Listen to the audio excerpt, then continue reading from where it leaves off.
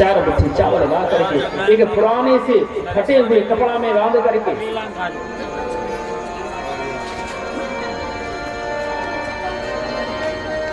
कन्हैया को ये सुदामा जी को दे दिया। अब यहाँ सुखदेव जी कहते राजन चाहती सुशीला एक ही घर से 4 मुट्ठी चावल ले आती, लेकिन वो क्यों नहीं लाई?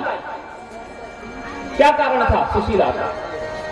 कारण ये था कि जब सुदामा कन्हैया के सामने जाएगा और कन्हैया पूछेगा कि बोले भैया, बोले मित्र तुम कैसे हो, तो सुदामा एक ही उत्तर देगा, बोले भैया या संसार में अगर कोई सुखी है तो एकमात्र केवल तेरा सुदामा सुखी है और कोई सुखी नहीं।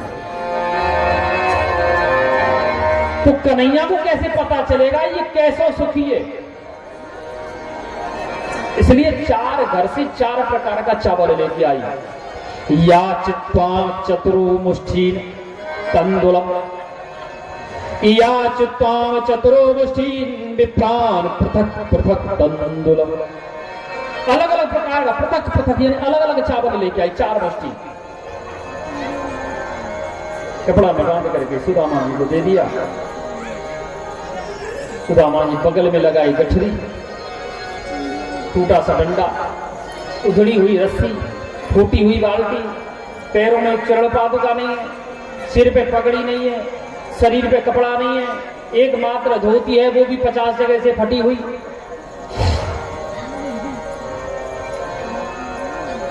पचास जगह से फटी हुई। श्री सुदामा जी चल दिए, वृंदावन से द्वारिका के लिए प्रस्थान किए। जब वृंदावन से द्वारिका के लिए जब जा रहे हैं, घनश्याम तुम्हें ढूंढने जाऊं कहां कहां, अपने विरह की याद, अपने विरह की याद दिलाऊं कहां कहां। घनश्याम तुम्हें ढूंढने जाऊं कहां कहां। याद करते करते कन्हैया को सीधे चले जा रहे हैं। आगे जाकर के नदी मिल जाती है। नदी के जब किनारे पहुंचे, अब तो श्री सुदामा जी की आस निराशा में बदल गई। क्यों? क्योंकि नदी में पार करने के लिए शरीर में शक्ति चाहिए। सो हमारे शरीर में शक्ति है नहीं, तैर करके पार कर नहीं सकते। नाव से पार करेंगे तो नाविक को पैसा चाहिए, सो हमारे पास है नहीं। अब क्या करें? वही नदी के किनारे रेत का बिस्तर बनाए, आकाश की चादर बनाए, हाथ का तकिया बनाए और वही नदी के किनारे सो गए। कि भूख लगती है, कि भूख लगती है, प्यास लगती है, जिंदगी अब तो उदास लगती है। कि कैसे आऊं रे मैं तेरी द्वारिका,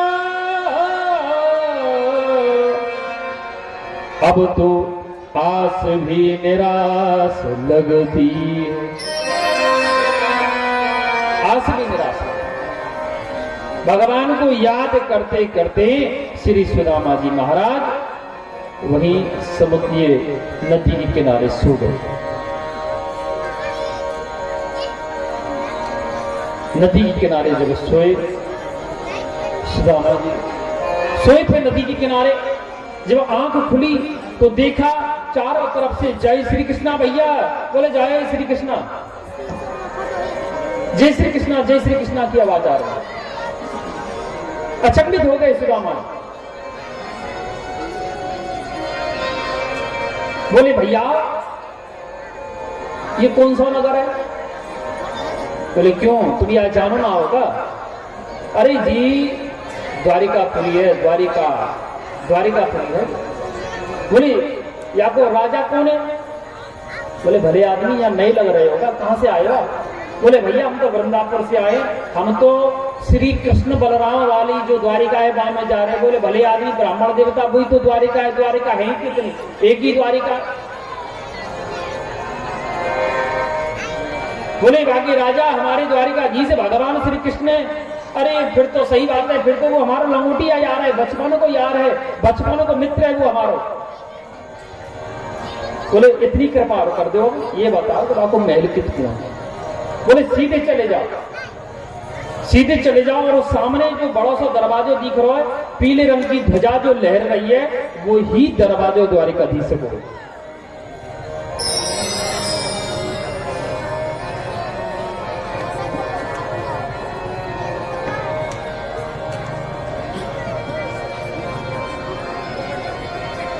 धीरे धीरे श्री सुदामा जी महाराज वहीं आए जहां रास्ता बताया। आए करके दरवाजे को देखो।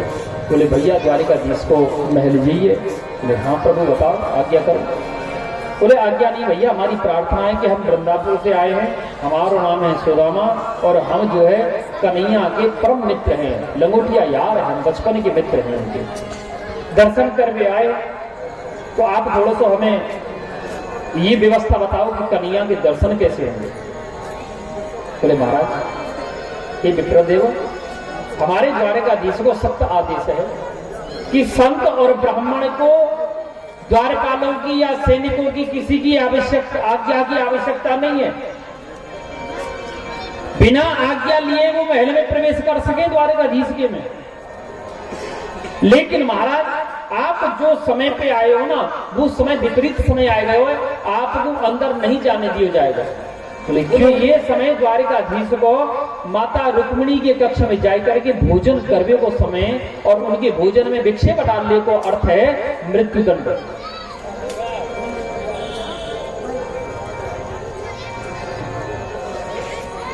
लेकिन आप व्यवस्था बताओ। अंत में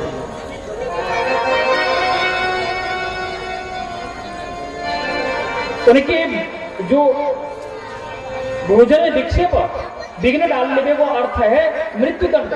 लेकिन महाराज आप इतनी दूर से आए हो, कोई ना कोई हम व्यवस्था लड़ा में देखे जाए। श्री द्वारपाल अंदर गए, जैसे तैसे डरते हुए द्वारपाल जब अंदर गए तो उन्होंने देखो वहां जाकर के द्वारपाल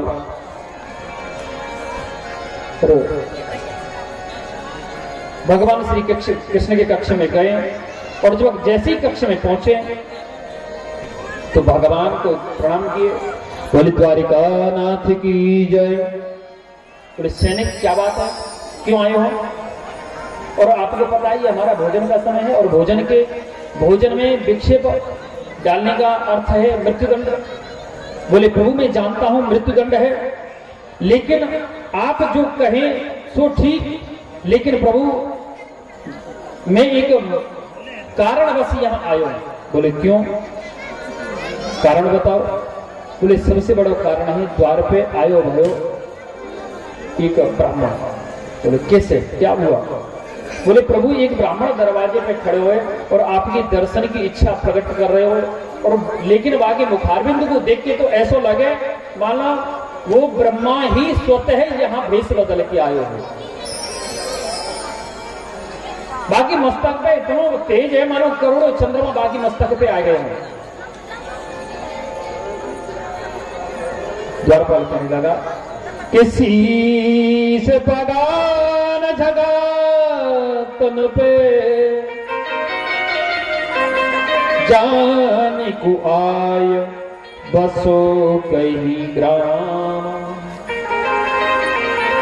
कि धोती फटी सी लटी दुपटी सी पाही उपाहन की नहीं सामा, पाही उपाहन की नहीं सामा कि द्वारी खड़ो तुझे दुरी बलिक रयो चक सो वसुधा विरामा और पूछत दीन दयालु को धाम बतावत आपन नाम सुदामा। जैसे बोलोगे बतावत आपन नाम सु, जो सु आई द्वारपाल में भगवान सावधान हो गए। द्वारपाल बोलो कि दा, भगवान खड़े है गए और द्वारपाल ने कही कि मां सुदामा। कन्हैया दौड़ लगा। जब कन्हैया दौड़ लगाए, कहीं पीताम्बर गिर गए, कहीं बंसी गिर गई, कहीं मुकुट गिर गए, कहीं चिड़पादुका निकल गई। द्वारपालन से, सेविकाओं से टकराते गिरते उठते कन्हैया दौड़ रहे। प्रद्युम्न ने पूछी द्वारपालन के पिताजी को क्या हुआ? बोले महाराज पता ना, वो पीछे दौड़े लगे। उद्धव पूछे क्या बात है प्रद्युम्न? बोले पता ना, वो पीछे दौड़ बैठे। बलराम पूछे क्या बात है रे, काय भाग रहे हो? वो पीछे दौड़ बैठे। पता किसी को नहीं है, दौड़ सब रहे।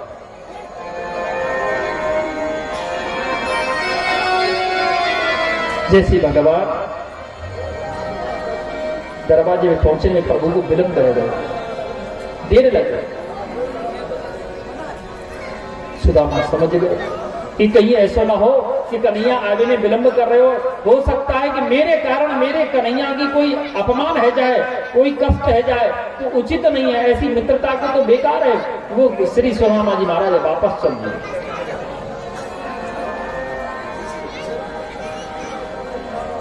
भगवान दरवाजे पे आए।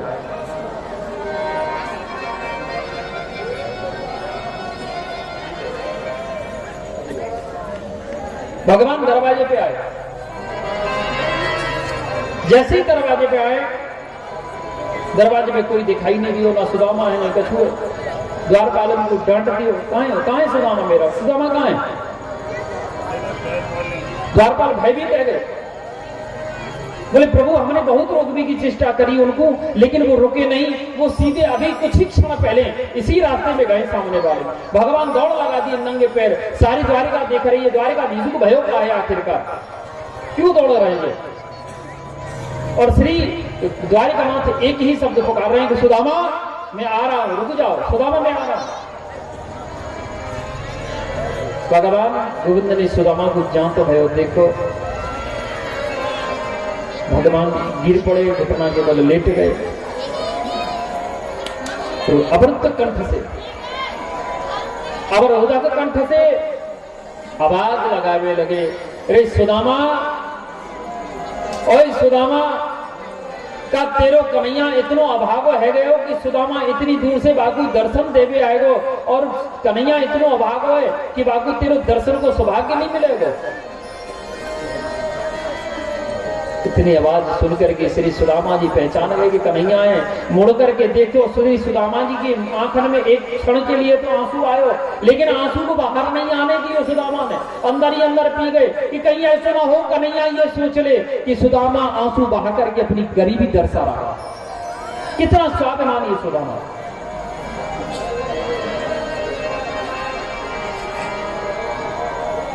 भगवान दौड़ करके कंठ से लगाए।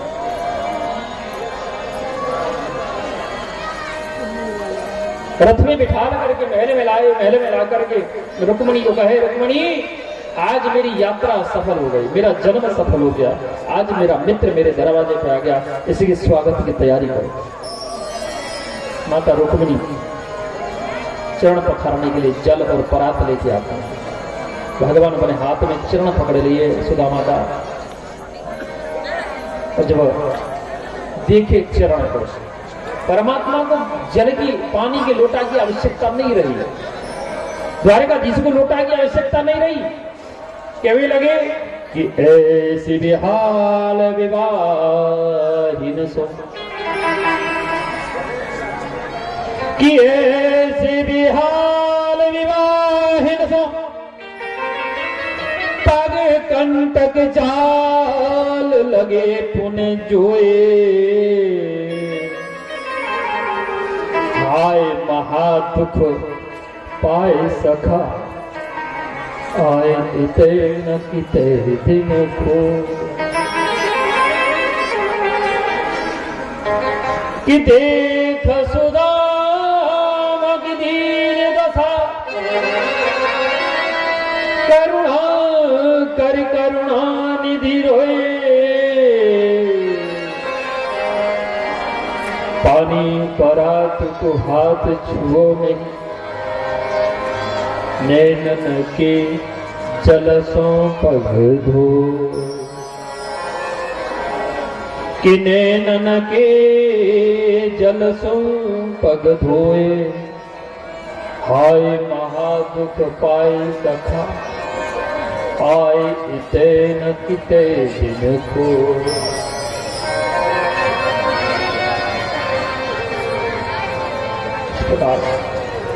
भगवान श्री सुदामा को चरण पखारे और बोले, भैया सुदामा एक बात होगा, तो को मेरी याद नहीं आई? सुदामा जी रो नहीं सकते, स्वाभिमानी। उसे भैया याद तो आ गई, भले आदमी करते क्या इतनी दूर है गए। पिताजी ने ब्याह कर दियो, पिताजी ने शादी कर दी जबरदस्ती। तेरी भाभी को नाम सुशीला, 4 बच्चे हुए। तो भले आदमी ब्राह्मण को था केवल भिक्षा, वो भिक्षा मांग रही नहीं, पूरा टाइम निकल जा तो फिर जे के थोड़ो आते तो तेरो याद कर लेते, तेरो भजन करके अपने आप संतुष्ट कर लेते।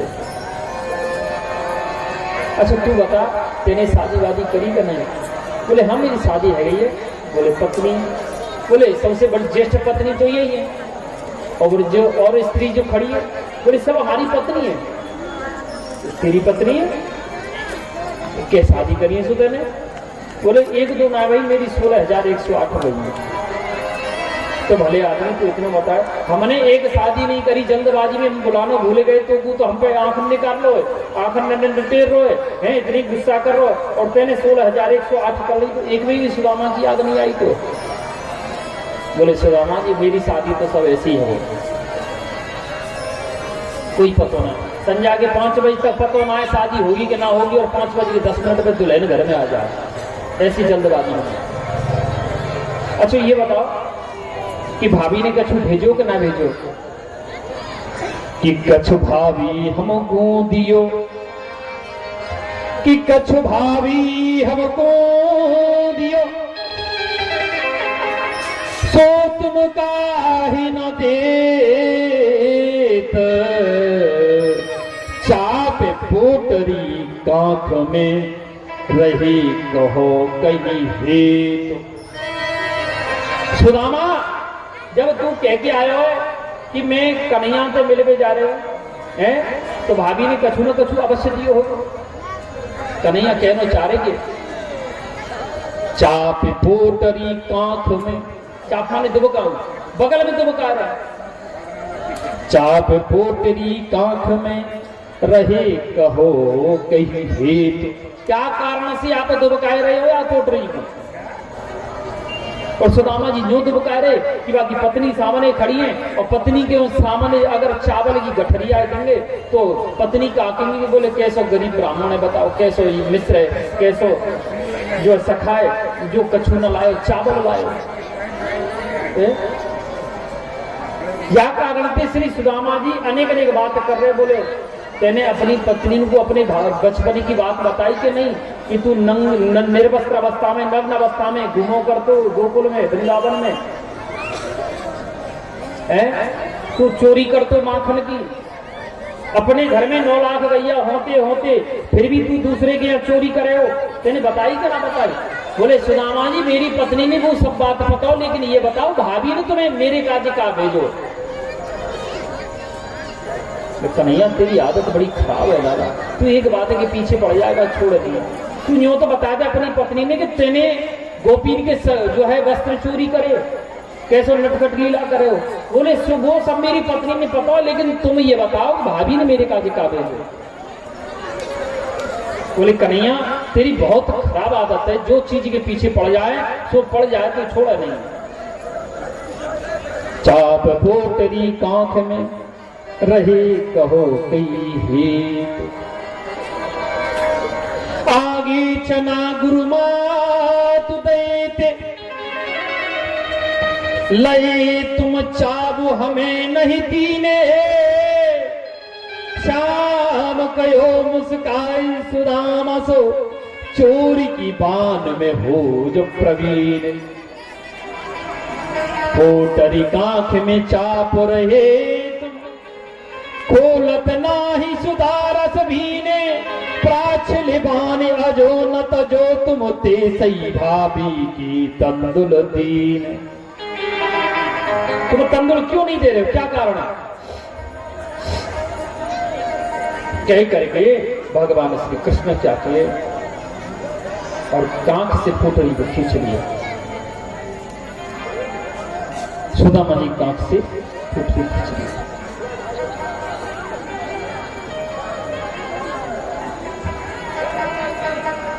सुदामा जी की कांख से जब पोटली खींचे और सुदामा जी की कांख से खींच करके भगवान श्री कृष्ण जैसी गठरी खोले, देखा कि वह 4 प्रकार के टूटे चावल, एक मुट्ठी अरवा चावल, एक मुट्ठी उसना चावल, एक मुट्ठी टूटो चावल, एक मुट्ठी साबुत धान।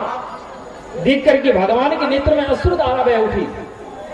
बोले चोरे सुदामा, तू तो बाल कह रहे हो कि कन्हैया या संसार में अगर कोई सुखी है तो तेरा सुदामा है। हाँ तो कन्हैया या में झूठ कहां है?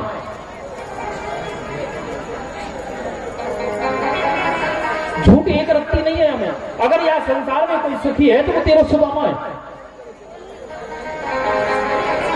क्यों? क्योंकि कहा जाता है ना कि कोई तन दुखी, कोई मन दुखी, कोई धन में नहीं रहे तो उदास, थोड़े थोड़े सुख सब दुखी, सुखी राम की दास। कबरा सब जग निर्धना, धनवंता नहीं कोई, धनवंता सुई जानियो, जप राम नाम धन हो।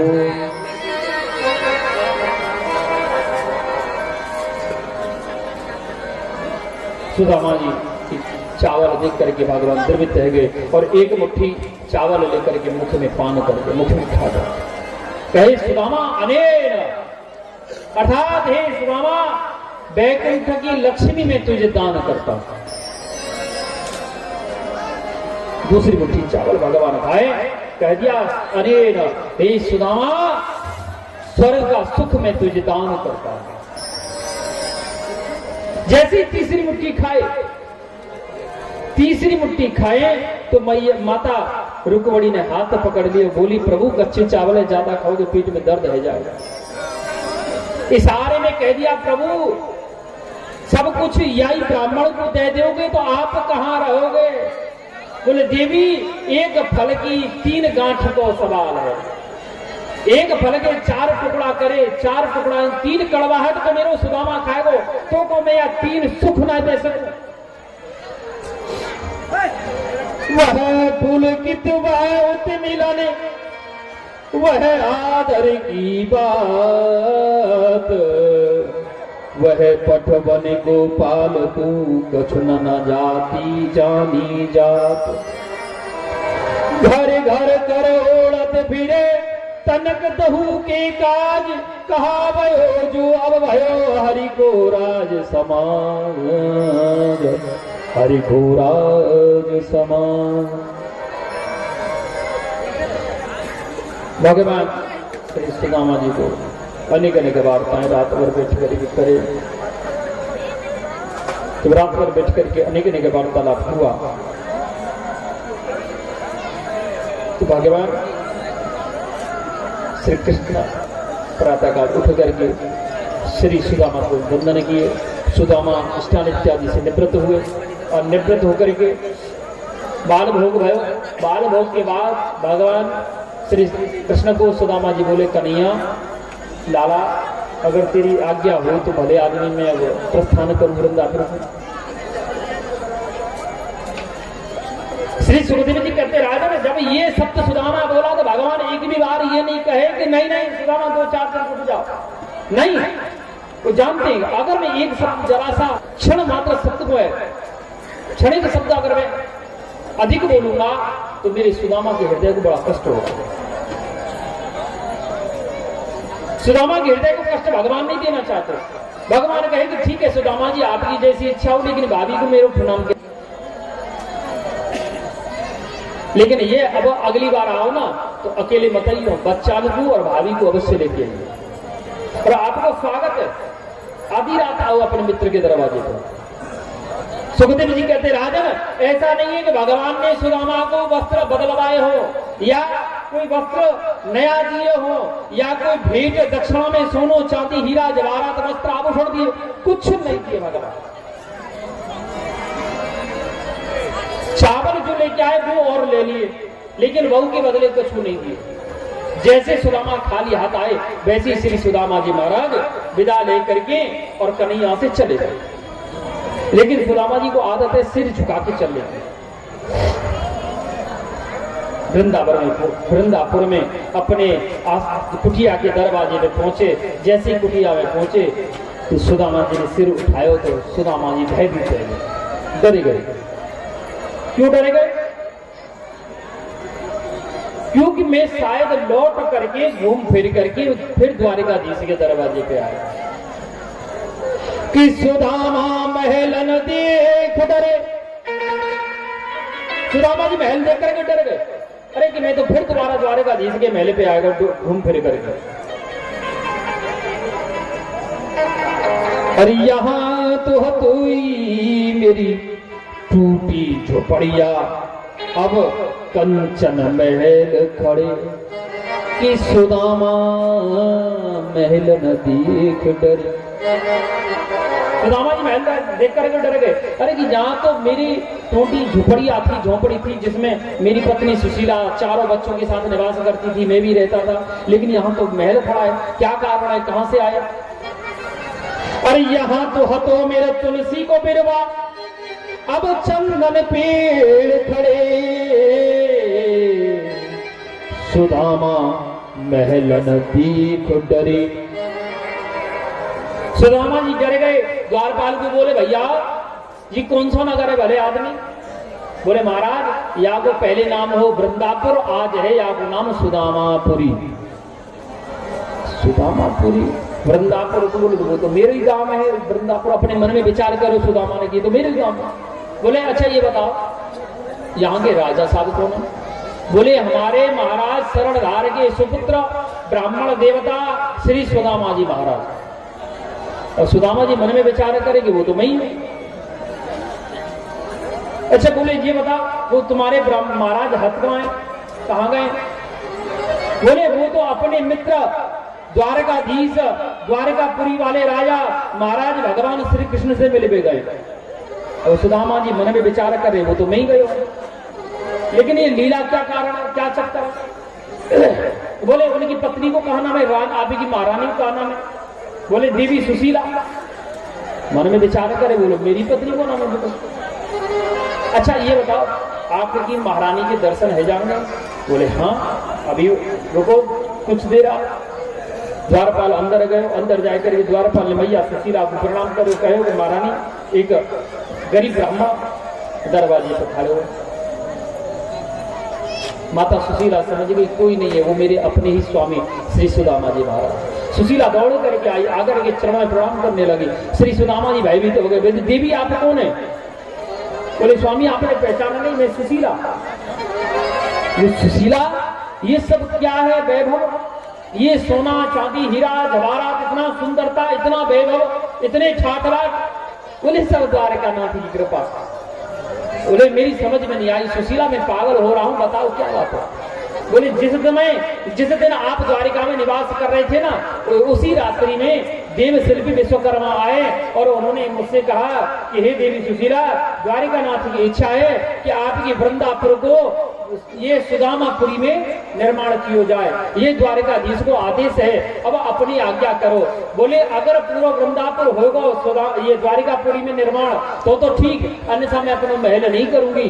तो विश्वकर्मा ने पूरी ही वृंदापुरी को सुदामापुरी में परिवर्तन कर दिया। आज श्री सुदामा दिल खोल करके रोने लगे कि हे दीन दयाल कि दीना न दुख हरण देव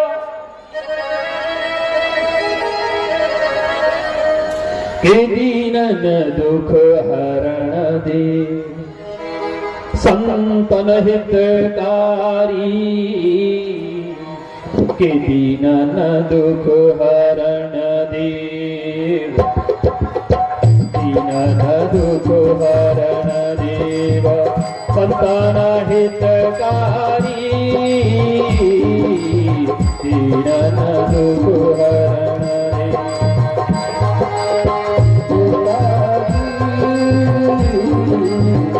दीन न दुख हरण देव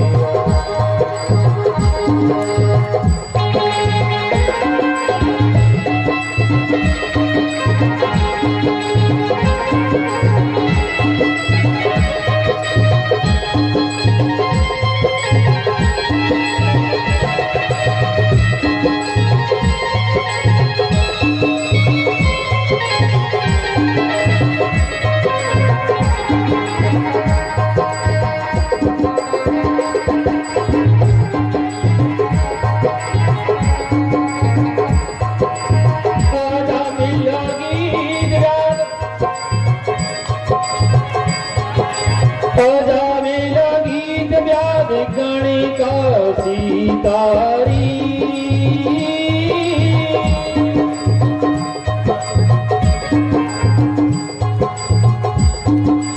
अजामिला गीत व्याधि गणिका सीतारी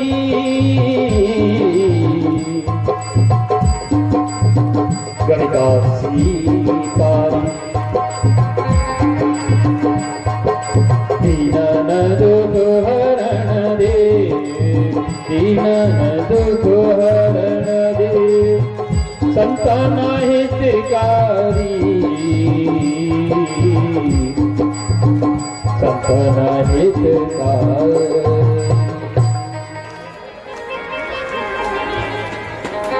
बोले सुशीला तोको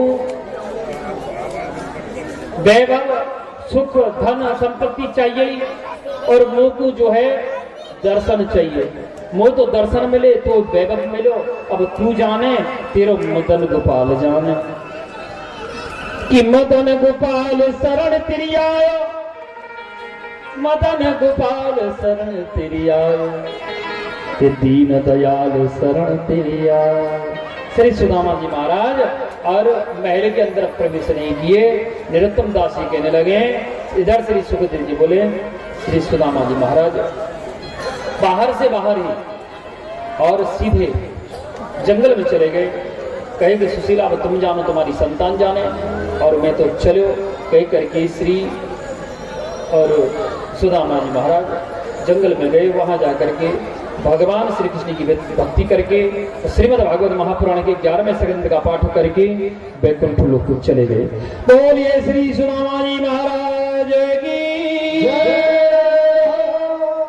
भक्त वत्सल भगवान की जय।